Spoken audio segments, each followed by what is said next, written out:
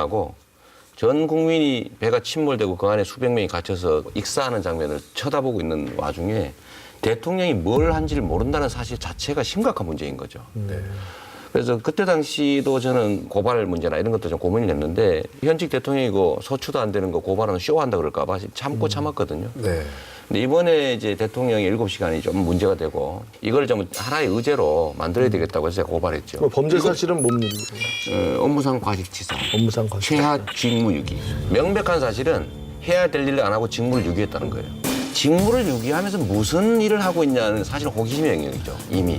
제일 중요한 거는 그냥 이 기록이 남아 있습니다.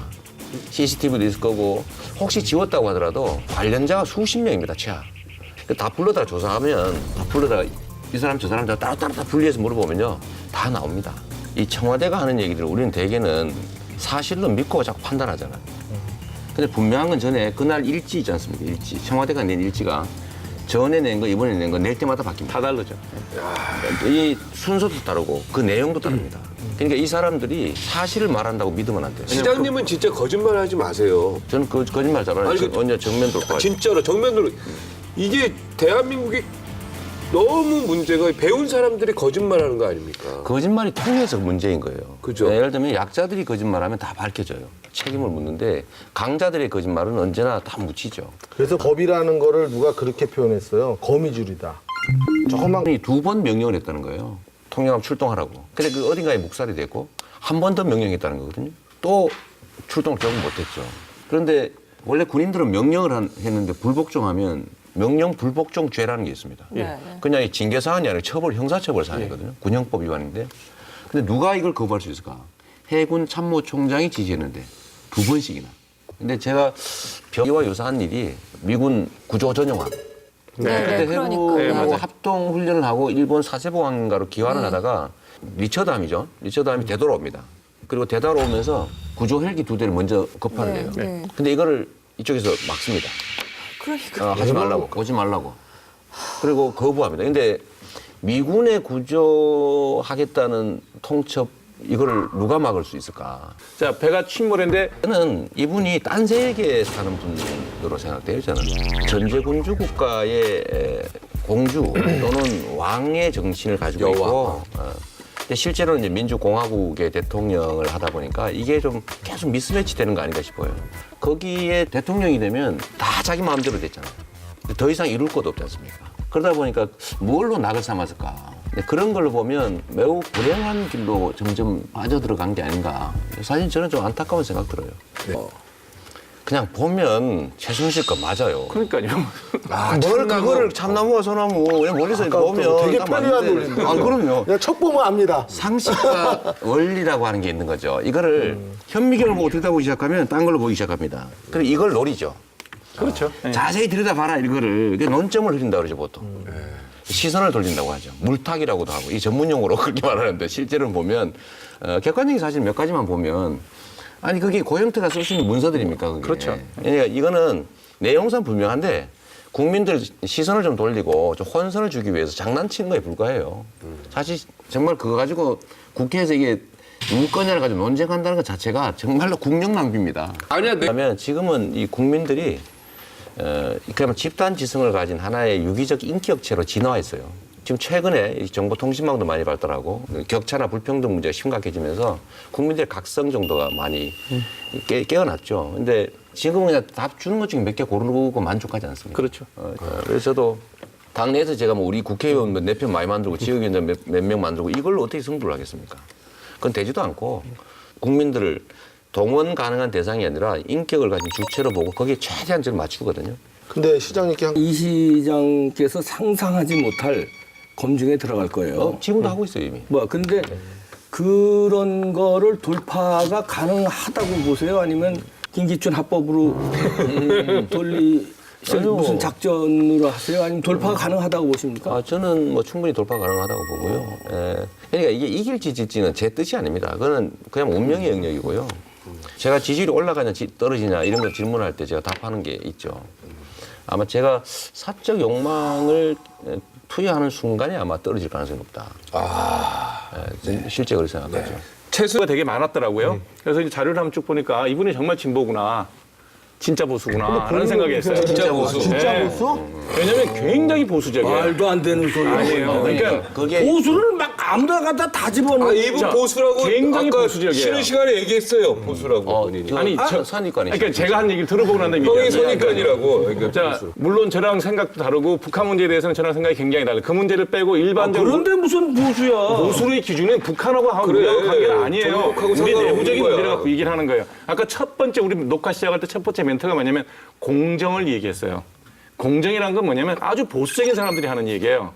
기회를 공정하게 하는 걸 결과를 공평하게 하자는 얘기는 별로 안 하더라고요. 맨날 평등 얘기하는데 아니요. 이 시장이. 공정을 먼저 얘기했어요. 그러니까 화두가 평등 얘기도 맨날 해. 하긴 하지만 결과적 평등에 대해서 그리 강조하지 않았다는 거. 북한 문제라든지 사드 문제에 대해서는 굉장히 그건 진보적인지 모르겠는데 나머지 경제 정책이라든지 본인이 생각하고 있는 복지 문제라는 건 굉장히 보수적으로 근데 입각을 지금 한다는 자, 거죠. 본인이 네. 얘기하세요. 제가 보수인지 진보인지. 그 정리를 한번 할게요.